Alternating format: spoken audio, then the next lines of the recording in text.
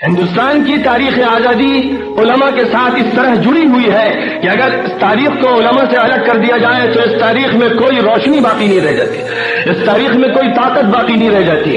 اس کو ایسپریشن علماء سے ملا ہے۔ سید احمد شہید رحمۃ اللہ علیہ کی تحریک نے اس کا آغاز کیا اور اس کے بعد تحریک کی ایک طاقتور شکل مولانا محمود الحسن دیوبندی نے دی۔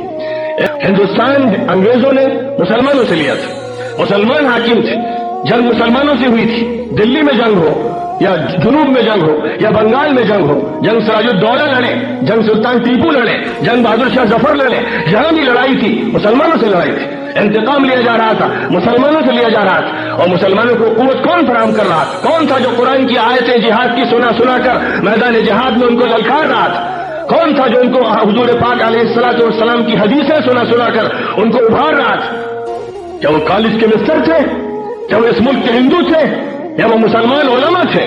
وہ طلباء مدارس تھے جنہوں نے اپنی جانوں کا سودا اللہ سے کر لیا تھا، جو اپنی جانوں کو ہتھیلیوں پر لے کے نکلے تھے، جو دارالحسن کو دعوت دے رہے تھے، جن کے لیے جب پھانسی کا فیصلہ ہوتا تھا تو ان کے چہرے پر مسکراہٹ ہوتی تھی۔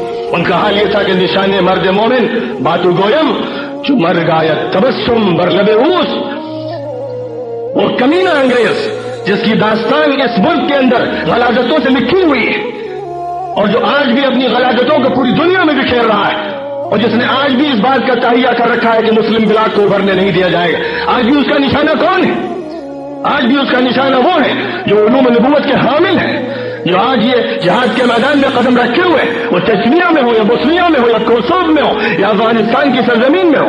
لڑائی ان سے ہے، یہ لڑائی کسی اور سے نہیں ہے۔ یہ لڑائی ان سے نہیں ہے جو قرآن پاک سے دستبردار ہو جائے، جو حدیث سے اور سیرت نبوی سے دستبردار ہو جائے، ان سے کوئی لڑائی نہیں۔ ان سے دوستی ہے، ان سے محبتیں، ان کو تعاون، ان کو امداد دی جاتی، ان کے لیے کالج بنے گئے۔ اور انگریزوں کے دور میں یہ تاریخ پوری ہمارے سامنے موجود ہے۔ لڑائی اس وقت بھی علماء سے تھی، آج بھی علماء سے ہے، کل بھی علماء سے رہے۔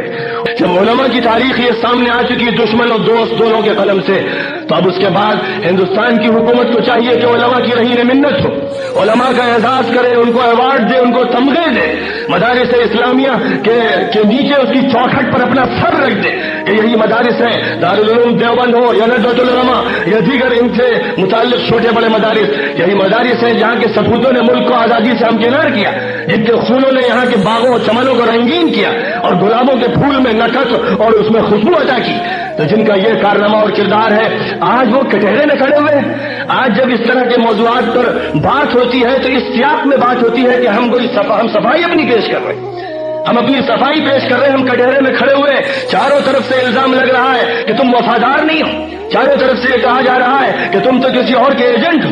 پوچھنا چاہیے کہ وفادار ہم ہیں یا تم ہو؟ مسلمانوں کو چاہیے کہ وہ یہ نہ کہیں ہم بھی ہیں، ہم بھی کا لفظ غلط ہے، ہم ہی ہیں۔ اس ملک کے ہم اصل باشندے ہیں۔ اس ملک میں نہ صرف یہ کہ ہم آئے، اس کو ہم نے وطن بنایا، اور نہ صرف یہ کہ ہم نے وطن بنایا بلکہ کروڑوں کی آبادی وہ ہے جس کا یہ وطن ہمیشہ سے تھا اور وہ مسلمان ہوئے۔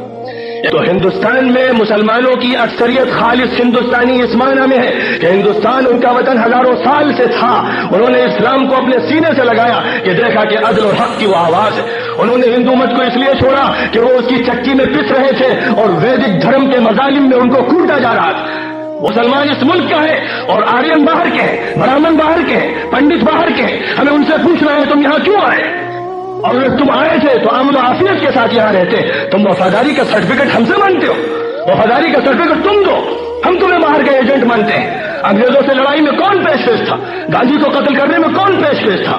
دغا بازی اور فریب کاری میں کون پیش تھا؟ کس کی تاریخ بتا رہی ہے کہ اس نے ملک کے ساتھ فریب کیا؟ اور آج بھی اس ملک کے ساتھ دھوکہ کون کر رہا ہے؟ اس کی دولت کو کون چرا رہا ہے؟ بڑی بڑی رشوتیں کون لے رہا ہے؟ حکومت کی گدیوں پہ بیٹھ کر مظالم کون کر رہا ہے؟